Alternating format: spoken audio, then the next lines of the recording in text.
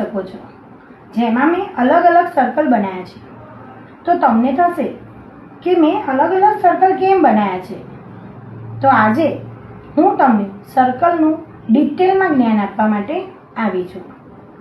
તો one by one સર્કલમાં થોડા થોડા ચેન્જીસ થવાથી કયા મિનિંગ થાય છે સર્કલના એ તમને જાણવા મળશે. તો ચાલો જાણીએ આપણે સર્કલ વિશેની ડિટેલમાં માહિતી. તો પહેલું સર્કલ છે, એમાં હું સેન્ટરમાં એક ડોટ કરું છું. સેન્ટરમાં ડોટ કરવાથી ખબર પડે છે કે આ સેન્ટર પોઈન્ટ છે અને સેન્ટર પોઈન્ટથી જ રાઈટ સર્કલ બને છે. સેન્ટર પોઈન્ટ એટલે કહેવાય કે સેન્ટર પોઈન્ટથી આપણે ચારે બાજુ ઉપર નીચે સાઈડમાં આજુબાજુ ચારે બાજુની તરફ જે ઇક્વલ માપ હોય એનાથી જે બાઉન્ડ્રી બને ત્યારે જ પરફેક્ટ સર્કલ બન્યું કહેવાય. તો આ થયો સર્કલનો સેન્ટર પોઈન્ટ.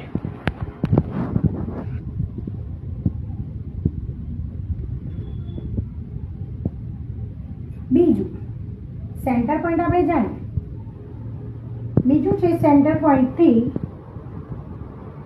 જે આપણી બાઉન્ડ્રી છે એની એક સાઈડ જ્યારે સેન્ટર પોઈન્ટથી આપણો બીજો પોઈન્ટ બાઉન્ડ્રીને ટચ થાય છે ત્યારે સર્કલની અંદર આ જે લાઈન ડ્રો થાય છે, લાઈન રાઇઝ થાય છે, એને આપણે કહીશું રેડિયસ.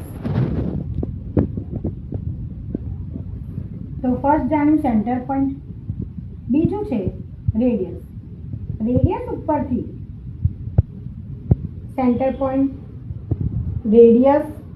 રેડિયસમાંથી સેન્ટર પોઈન્ટ અને રેડિયસની ઓપોઝિટ જે બીજી લાઈન જાય છે એનાથી એટલે કે રેડિયસ ડબલ થઈ જાય છે ત્યારે આપણને જે લાઈન મળે છે એને કહેવાય ડાયામીટર.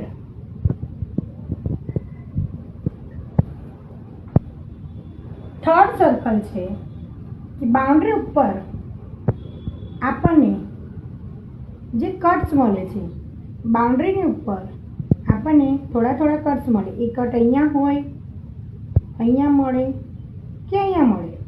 તો આ જે બાઉન્ડ્રીની ઉપર કટ્સ હોય છે અને એને આપણે સિમ્બોલાઇઝ કરીશું ત્યારે આપણને કટ્સ આપણે અલગથી બતાવવા હોય તો આવી રીતે બતાવી શકીએ. આ કટ્સ તો એને આપણે કહીશું આર્ક. ફોર્થ સર્કલમાં હું તમને જણાવીશ સેમી સર્કલ વિશે. સેમી સર્કલ જ્યારે ડાયામીટર સર્કલને બે પાર્ટમાં ઇક્વલી ડિસ્ટ્રીબ્યુટ કરે છે, ઇક્વલી એને ડિવાઈડ કરે છે બે પાર્ટને, સર્કલને. તો જ્યારે ઉપરનો અને નીચેનો તમે જોઈ શકો છો બે પાર્ટ સેમ છે. તો ઉપરનો એક પાર્ટ સેમી સર્કલ અને બીજો પાર્ટ એટલે કે આપણને બે સેમી સર્કલ મળશે. એક સર્કલની અંદર બે સેમી સર્કલ મળે.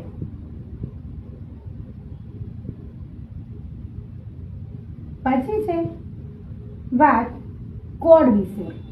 તમને થશે કે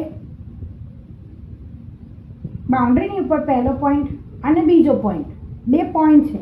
બાઉન્ડ્રીની ઉપર એક પોઈન્ટથી બીજો પોઈન્ટ જ્યાં જોઈન્ટ થાય છે એને આપણે કોડ કહીશું. તો હું તમને પહેલાં કોડ સમજાવતા પહેલાં કોડ અને ડાયામીટરમાં શું ડિફરન્સ છે એ સમજાવું. ડાયામીટર એ એવી વસ્તુ છે કે એક્ઝેક્ટ એ સેન્ટર પોઈન્ટમાંથી જ પસાર થાય છે, જ્યારે કોડ સર્કલના બે પોઈન્ટમાં ગમે ત્યાં પસાર થાય છે, ગમે ત્યાં બે પોઈન્ટ મેચ થાય, પણ એ બે પોઈન્ટ બાઉન્ડ્રીઝ ઉપર જ હોય. જેમ કે આ હું તમને ત્રીજું એક્ઝામ્પલ આપું કોડનું, તો બે પોઈન્ટ એકદમ નજીક છે તો આને પણ આપણે કોડ કહીશું. જ્યારે ડાયામીટરમાં એ લાઈન જે ડ્રો થાય છે, આપણી જે લાઈન સેગમેન્ટ બને છે એ એક્ઝેક્ટ સેન્ટર પોઈન્ટથી પસાર થાય છે. તો આ થઈ ગયું કોડ. અને લાસ્ટ છે કે આ બાઉન્ડ્રી છે, સર્કલની જે બાઉન્ડ્રી છે એને આપણે કહીશું